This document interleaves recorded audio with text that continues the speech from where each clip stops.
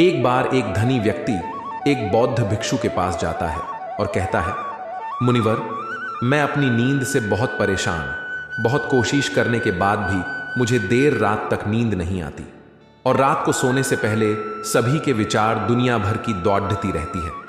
मन में और सो भी जाता हूं तो रात भर करवटें बदलता रहता हूं और जब मैं सुबह उठता हूं तो मुझे अच्छा नहीं लगता। मैं थका हुआ और बेचैन महसूस करता हूं। कृपया आप मेरी इस समस्या का कोई समाधान बताएं। बौद्ध भिक्षु ने कहा, इससे पहले कि मैं आपको आपकी समस्या का समाधान बताऊं, मैं आपको श्री कृष्ण जी की गहरी नींद के रहस्य के बारे में एक छोटी सी कहानी बताना चाहता हूं। उस व्यक्ति ने कहा, जैसी आपकी इच्छा। मुनिवर, बौद्ध भिक्षु कहने लगे, तथागत श्री कृष्ण जी जब सोते थे तो रात भर उसी अवस्था में रहते थे, कभी करवट नहीं बदलते थे। रात को जीस अवस्था में सोते थे, सुबह तक उसी अवस्था में रहते थे। श्री कृष्ण जी के एक शिष्य आनंद थे जो अक्सर उनके पास सोते थे।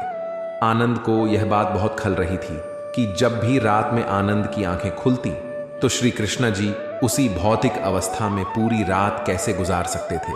तो वह हमेशा जानता था कि श्री कृष्ण जी एक ही अवस्था में सो रहे हैं। यह बात उनके मन में कई सवाल पैदा करेगी। लेकिन एक दिन भिक्षु आनंद अपनी जिज्ञासा को रोक नहीं पाए और वह श्री कृष्णा जी के पास गए। आधी रात को उन्होंने श्री कृष्णा जी को जगाया। अपनी नींद से उठकर बोला, तथागत, मुझे क्षमा करें। मुझे पता है कि यह आपसे प्रश्न पूछने का सही समय नहीं है, क्योंकि आप दिन भर चलते रहते हैं और लोगों को धर्म का ज्ञान देते हैं और उनकी समस्याओं का समाधान करें। लेकिन मेरी जिज्ञासा इतनी बरैठ गई है कि मैं सुबह तक का इंतजार नहीं कर सकता। इसलिए कृपया मेरे प्रश्न का उत्तर दें और मेरी जिज्ञासा को शांत करें। भिक्षु आनंद ने आगे कहा, मैं पिछले 20 वर्षों से आपके साथ हूं और मैं देख रहा हूं कि आप पूरी रात एक ही अवस्था में बिताते हैं। आप जरा भी नहीं मिलते, तो क्या आप वास्तव में सोते हैं या आप नहीं सोते हैं? श्री कृष्णा जी ने आनंद की ओर देखकर मुस्कुराते हुए कहा, मैंने अपने लिए सोने की सही मुद्रा खोज ली है। अब मुझे सोते समय हिलने डालने की आवश्यकता नहीं है। मैं नींद में भी जागता रहता हूं जब तक मेरा शरीर सोता है, पर मैं जागता रहता हूं। सवाल यह नहीं है कि शरीर नींद की अवस्था में चलता है या नहीं। शरीर स्थिर अवस्था में क्यों नहीं रह सकता? वास्तविक कारण मन है। मन ही है जो शांत और स्थिर नहीं रह पाता। और यही कारण है कि हम नींद की अवस्था में भी अपने शरीर को हिलाते रहते हैं। लेकिन मैं इन सब बातों से परे आ गया हूं। अब मुझ में मन जैसा कुछ नहीं बचा। जब मैं सो जाता हूं तो मेरा शरीर मुर्दे जैसा हो जाता है। मन जैसा कुछ नहीं रहता। आनंद, क्या आपने कभी किसी मृत शरीर को अपनी अवस्था बदलते हुए देखा है? गहरी नींद की अवस्था में भी यह सारा काम हमारा मन ही करता है। एक बार मन स्थिर हो जाए, मन शांत हो जाए, तो आपका शरीर गहरे में चला जाएगा। सो जाओ, लेकिन तुम भीतर से जाग जाओगे। भीतर से तुम सब कुछ अनुभव कर पाओगे। सोने के बाद भी अपनी जागरूकता एक छोटे से जलते हुए दीपक की तरह निरंतर प्रज्वलित होगा। कहानी समाप्त करने के बाद बौद्ध भिक्षु ने अमीर आदमी से कहा, एक प्रबुद्ध व्यक्ति न केवल अपने शरीर को पूरी जागरूकता के साथ देखता है, बल्कि वह अपने मन को भी पूरी जागरूकता के साथ देखता रहता है। एक प्रबुद्ध व्यक्ति की तरह नींद नहीं आती है। सामान्य व्यक्ति जब सोता है तो बेहोश हो जाता है। उसे अपने आसपास के बारे में पता भी नहीं चलता, इसलिए वह अपने सपने भी नहीं चुन पाता। लेकिन जब एक बुद्ध व्यक्ति सोता है तो वह जागता है। जैसे सुबह उसकी आंखें खुली होती हैं, वैसे ही एक बुद्ध भी एक व्यक्ति की नींद में होता है। इसीलिए कहा जाता है कि एक बुद्ध व्यक्ति कभी नहीं सोता है।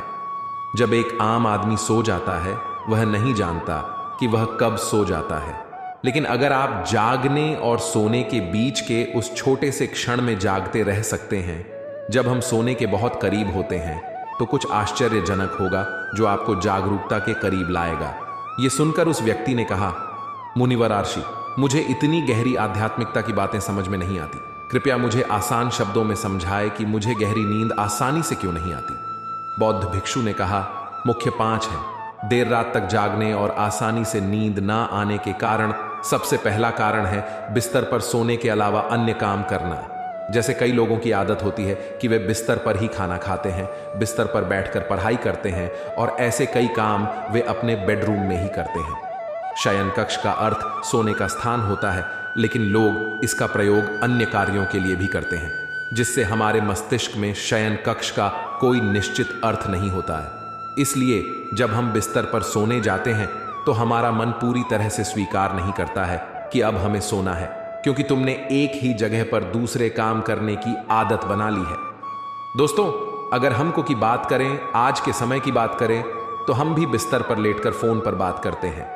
ऑफिस का काम बिस्तर पर बैठकर ही करते हैं, फिर चाहे वह मूवी देखना हो, खाना खाना हो, पोस्ट गेम खेलना हो या गपशप करना हो। आजकल लोग अपना ज्यादातर समय बिस्तर पर लेटे हुए बिताते हैं, जिसकी वजह से बिस्तर अब हमारे दिमाग में सिर्फ सोने की जगह नहीं रह गया है। और ये एक बड़ा कारण है कि जब हम बिस्तर पर जाते हैं तो घंटों तक नहीं सोते हैं। तो अगर आपको महात्मा श्री कृष्णा जी की इस कहानी से कुछ सीखने को मिला हो तो अपने दोस्तों के साथ इसे जरूर शेयर करें।